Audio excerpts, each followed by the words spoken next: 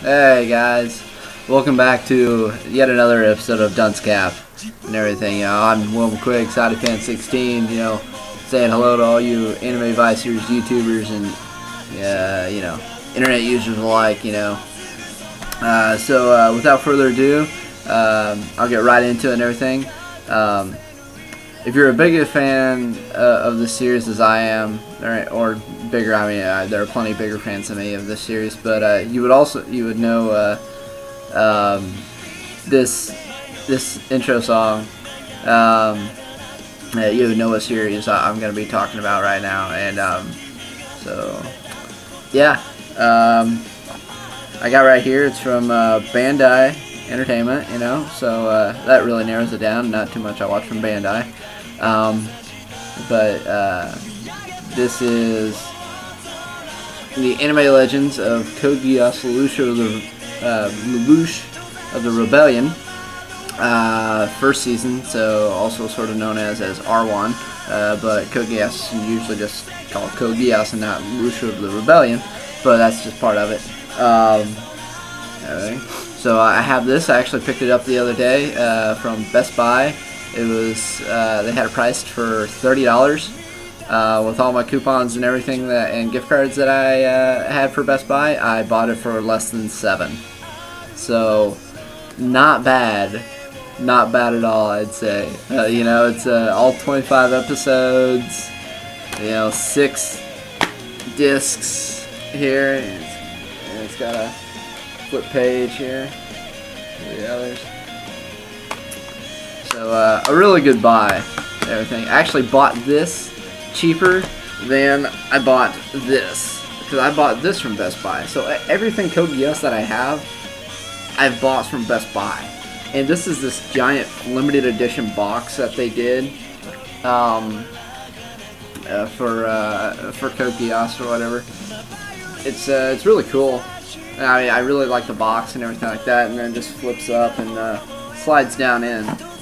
And it's got volumes 1 and 2 of the anime, volume 1 of the manga,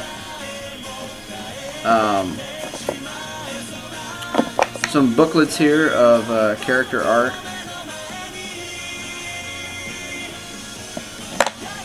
and then also 2 CDs with all the music that I have not even opened. Probably because I have most of all the songs I want already from it. But I bought this for $10, and this was usually like $36. So I was really pumped. They had another one in there. I thought about buying it just for the hell of it, just that way I could have it and resell it and make profit. But no, I wasn't gonna rip somebody off of buying a cheap set box of anime. And I couldn't keep this sealed either. There was no way. Of course, it was kind of wrapped. It was a little torn anyways. But, anyways, that's what I'm going to talk about, is first season of Code Geass. I just rewatched this. I marathoned it through for like 3 days because I love this series. I've seen the entire thing like 4 times. And this is like my 5th time seeing the first season alone. So I really cannot wait. I know this box set just came out, but I cannot wait for R2 to come out. I'm guessing it's gonna be like next year, which sucks. I mean, come on, Bandai, you've had this shit forever. Just go ahead and put out a damn box set. Yeah, it kills me. It really does to wait so long for one of my absolute favorite anime and everything. So anyways, I'll get into it. Sub versus dub. Most everyone for this series tells you do not watch the dub. They say the sub is the best and everything like that. And while I've seen a bit of it sub, I'm not a fan of it. I originally watched it in dub while it was airing on Cartoon Network, and then I just always loved the dub. I don't know. I just couldn't help it. I recognized some of the voice actors and everything, especially Johnny Young Bosch, as the voice of Lelouch, who some of you know He's voiced a lot of anime characters. He was also, you know, the original Green Power Ranger.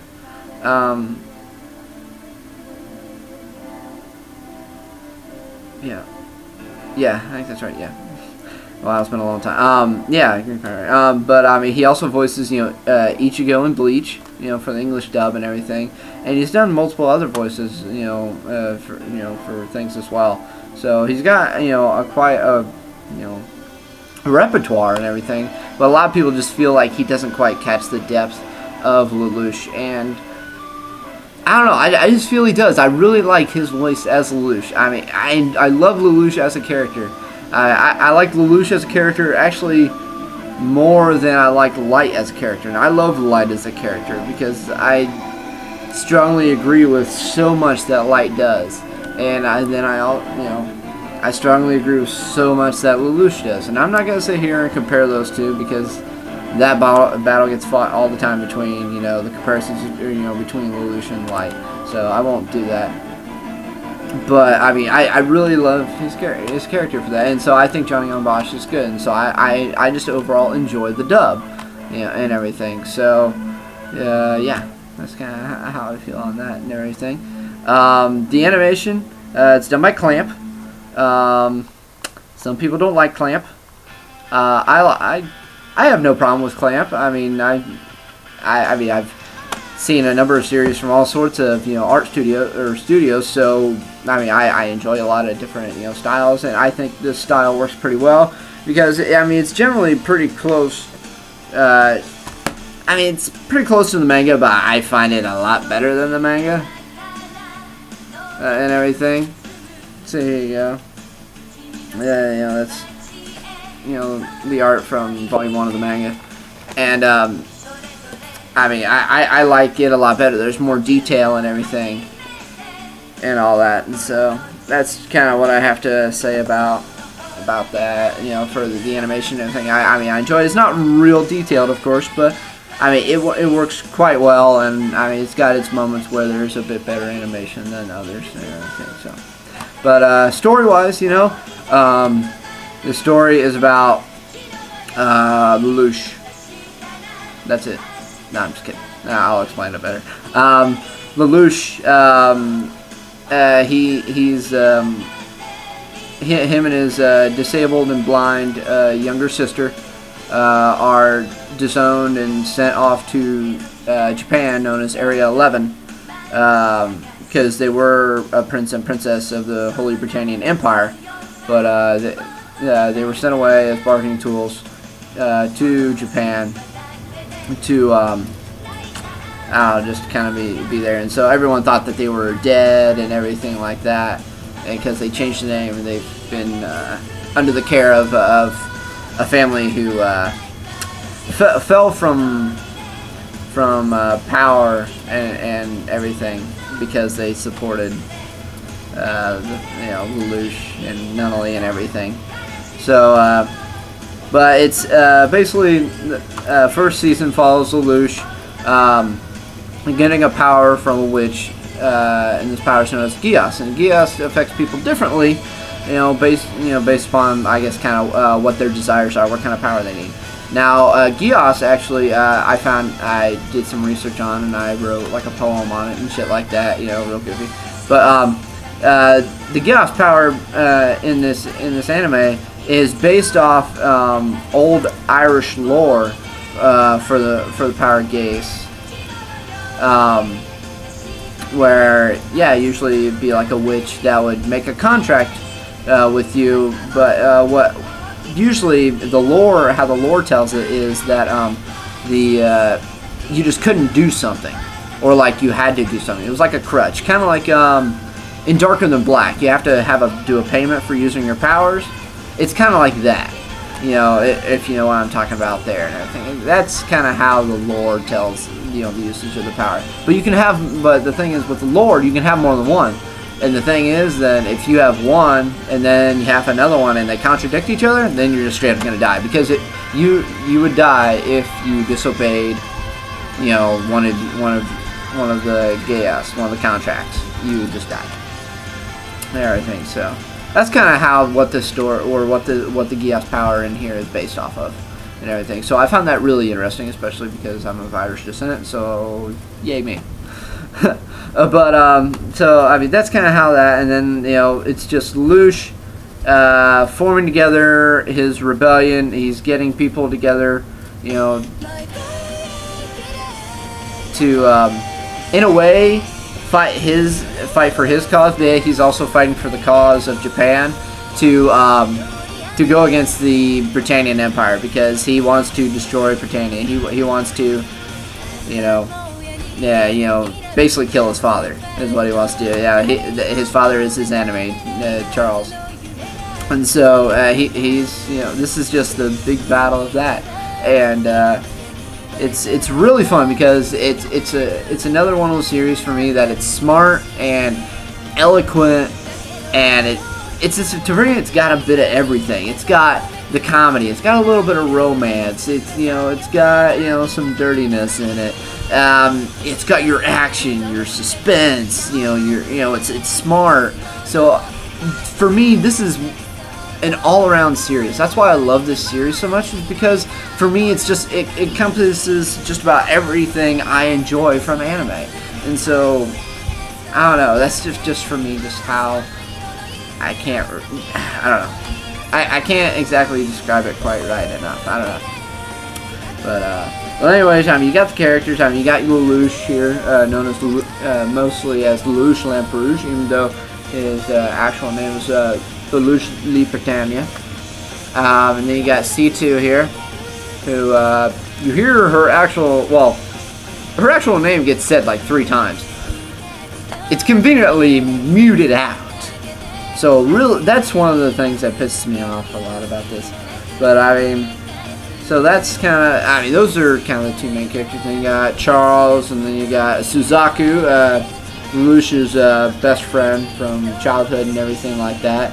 And he's Japanese, but he's an honorary Britannian, and he becomes one of Lelouch's biggest rivals. And then you got the ace pilot for the Black Knights, so Lelouch's group, Colin. Basically the favorite female of the entire series, or at least mine, of course, because she's a badass, and like, I mean, she's not real smart and everything, but I mean, she understands things, and she's passionate and everything like that. So and she's just pretty much she is the best Knightmare pilot, of anyone in the series. Now, so I guess I want to talk about the difference between the manga and the anime. Or the shit happens a whole lot different in the manga than the anime. Whole lot different, because also the manga does not have the Knightmares, which are just a different take on mechs, for this series. And the Knightmares are some of the coolest mechs I have seen. I mean, some of the Gundams are really cool, but I mean, the Knightmare frames are fucking sweet, and especially the final version in season 2 of the Gurren. But anyways, that's for another time whenever I find my done. But I love the mechs. I love the Knightmare frames for the series. So it's really disappointing that the manga gets away with it without doing that and everything. But I mean, I don't know. I don't know how they get away with it. I mean, the manga, I don't know how that gets done. I really don't. Because I mean, the manga. There's a 5-volume light novel. For the first one, the second one has a 4-volume light novel. The manga has 8 volumes. So I don't know. Well, at least the original manga, and then there's offshoots in the manga. There's another 2-volume manga, and a 5-volume manga, and a 1-volume manga that's ongoing, and a 2-volume manga, a couple of OVAs, and they're getting ready to make another series for Code Geass that follows different characters, different timeline. Where that just pisses me off right there. I love just how this all goes, and I can't wait to talk to you guys about the second season, because it's just something else. But I will say too, I noticed a number of things watching this for yet another time than what I noticed all the other times I watched it. Like obviously this is unedited. I can't believe it's rated 13 and up when there are 2 instances of fully exposed breasts and numerous behind/side boob shots of multiple girls. So I'm kind of surprised that it only gets to 13 plus. For especially some of the graphicness of the violence that this includes, and just I mean there really isn't a whole lot of language and dialogue exactly. But I kind of wish there would have been a bit more language. I felt like it would have been okay, for the series to be a bit more vulgar. But oh well. One big thing that I noticed, even more so this time, is that Mina or Nina or whatever, she's one of the student council members. She's just this little frail smart girl with pigtails and glasses, and she is just absolutely afraid of 11s, aka the Japanese. So when she's Britannian, so she's a huge racist. And she's got to be like a major lesbian, because when she was thinking about Euphemia and everything, there was this scene that I had never noticed before of her at the corner of a table with an open book or whatever, with a picture of Princess Euphemia, and her just like going to town on herself. And I was shocked and totally not surprised, and everything, but like I had never seen that scene before, and I was so amazed to see it. and everything, so it had a bit of a shock factor for me, but I was like, wow, this is just a racist lesbian bitch. And I don't know, she's got a screw loose at least and everything. But that was one of the big things that I noticed from this series that I had not noticed before and everything.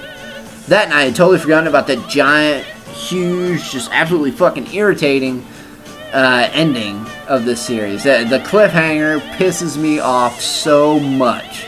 I mean, so much. But then everything picks up in the second season. But, so, I mean, I don't know, I've kind of said my piece and everything. I've kind of went, at decent length about what all I think of everything. I can't really express how much I like the series enough, but I mean, if any of you have any thoughts or feelings on it, either, internet or YouTube or Anime Advice or whatever, just, leave some comments down here, or something like that. Let me know what you guys think of my thoughts on here. Let me know what you guys think of the series itself or the manga or whatever. And then if you got any comments or or any other comments or suggestions or anything like that, just leave them down there and everything. I'll put whatever links for stuff up here, especially because Anime Advice user and mod Foxfire Art did a nice big guide to the franchise, and so I'll put a link for that up there and everything. And so other than that,